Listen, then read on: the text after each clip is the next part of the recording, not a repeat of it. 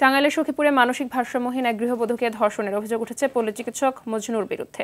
রবিবার রাতে উপজেলার মহানন্দপুর বাজারে ঘটনা ঘটে। ভুক্তভোগী নারী জানায়, পরিবার ইফতারের পর মানসিক ভারসাম্যহীন ওই নারী